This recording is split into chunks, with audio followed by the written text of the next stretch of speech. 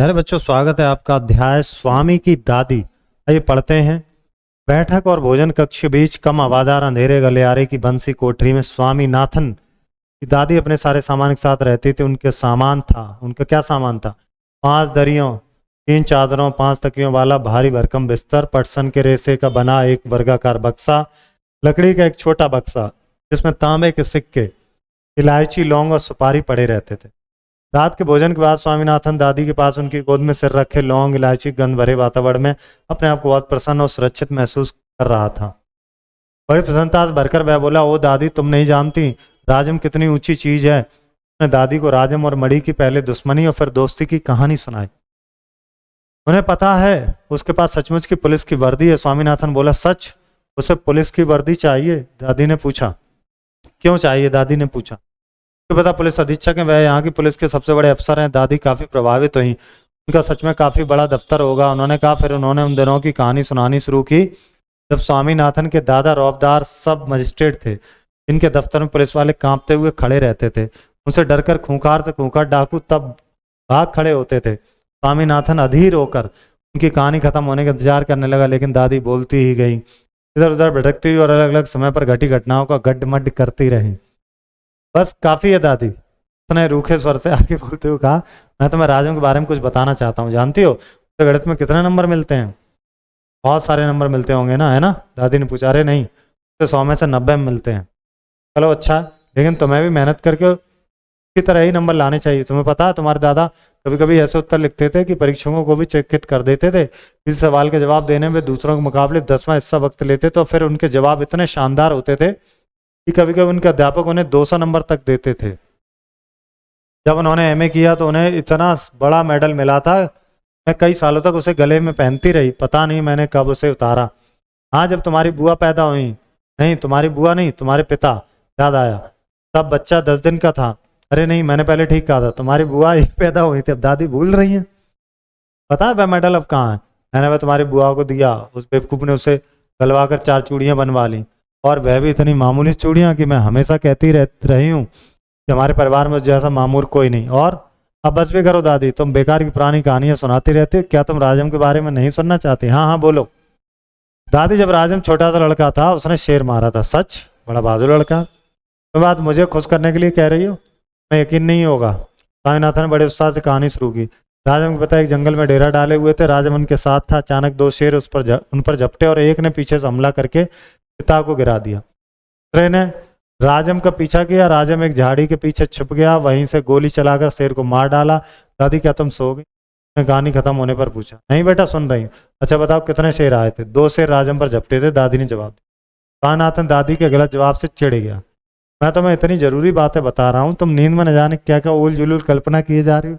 अब मैं तुम्हें कुछ नहीं बताऊंगा। मैं जानता हूँ तुम क्यों ऐसा कर रही। तुम राजम को पसंद नहीं। नहीं नहीं, वह तो बहुत प्यारा लड़का है, दादी ने बड़े विश्वास से कहा, जबकि उसने राजम को देखा तक नहीं था। स्वामीनाथन खुश हो गया। दूसरे क्षण उसने मन में एक नया संदेह पैदा हुआ। दादी, शायद तुम्हें शेर की कहानी पर विश्वास नहीं हो रहा। मैं एक एक शब्द पर विश्वास करती हूँ, दादी ने स्वर मिठास भरकर कहा। स्वामीनाथन को इससे खुशी, लेकिन उसने चेतावनी के तौर पर जोड़ा, जो भी उसे झूठा कहेगा वह उसे गोली मार देगा। दादी ने इसका समर्थन किया और हरिश्चंद्र की कहानी सुनाने की बात कही, जिसने वचन का पालन करने के लिए सिंहासन, पत्नी और बच्चे को खो दिया। सच बोलने और वचन का पालन करने के कारण अंत में उसे सब कुछ वापस मिल गया। उसने कहानी आधी ही सुनाई थी कि स्वामीनाथन खर्राटे लेने लगा। आधी ही सुनाई थी, उसने नहीं, आधी ही सुनी थी। दादी भी रुक रुक कर बोलने लगी, फिर वह भी। राजम की कहानी थी। राजम के पिता पर जो है शेरों ने पट्टा मार दिया था, है ना? कितना शेर थे भाई? 2 शेर उन पर झपटे। आइए प्रश्नोत्तर। दादी के सामान में कितने तकिए थे भाई? 4 तकिए, 2 तकिए। राजम को गणित में कितने नंबर मिले थे? 90। राजम के पिता कहाँ डेरा डाले थे? जंगल में। राजम ने गोली चलाकर किसे मार डाला? शेर को। प्रश्नोत्तर नोटबुक के लिए, और ये आप कर लेंगे। यदि तुम नहीं जानती राजम, ये किसने कहा? और बहुत सारे नंबर मिले होंगे। ये किसने कहा? स्वामीनाथन ने। स्वामीनाथन ने कहा। किससे कहा? दादी से। ये दादी ने कहा। किससे? स्वामीनाथन से। जब राजन छोटा सा लड़का था तो उसने शेर मारा था, उसने कहा स्वामीनाथन ने कहा दादी हमारे परिवार में मुझ जैसा मामूर कोई नहीं। दादी ने कहा किससे कहा? स्वामीनाथन। क्या? चलिए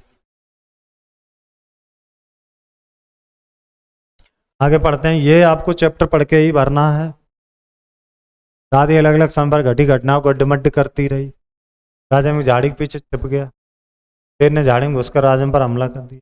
राजा हरिश्चंद्र के वचन के पालन के लिए सिंहासन, पत्नी, बच्चों को कहानी सुनते सुनते स्वामीनाथन खर्राटे मारने लगे।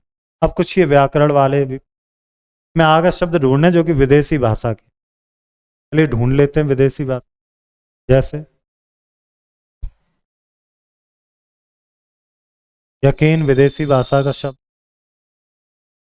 शानदार विदेशी भाषा का शब्द, नंबर विदेशी भाषा का अंग्रेजी का, रौबदार, सब मजिस्ट्रेट, ये सब क्या विदेशी भाषा में कहेंगे आगत शब्द। क्या आगे आ जाइए। अंग्रेजी का उपसर्ग सब जोड़कर बनाइए। चलिए बना लेते हैं। जैसे सब मजिस्ट्रेट, सब इंस्पेक्टर, ठीक है।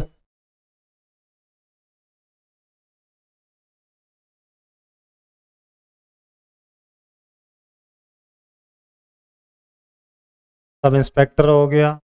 और क्या हो सकता है? सब इंचार्ज। रहवाची शब्द आप लिख लेंगे। शेर, शार्दुल, सिंह,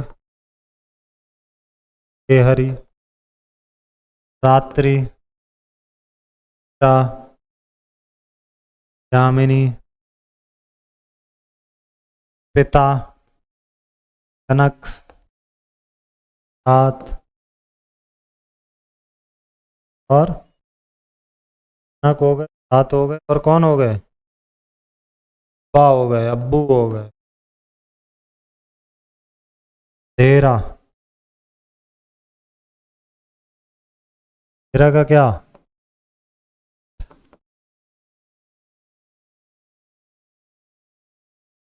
और प्रश्न, पत्नी, आर्या, और किनी, गुरु, नहीं पर है। विलोम शब्द बड़ा, छोटा, दोस्त, दुश्मन, सन्न, दुख, सुगंध, दुर्गंध, एक, अनेक, होना, पाना, विश्वास, अविश्वास, छः आगे। क्या आ जाइएगा। ये आप कर लेंगे। वार मतलब हमला, वार करना। दुश्मन ने पीछे से वार किया।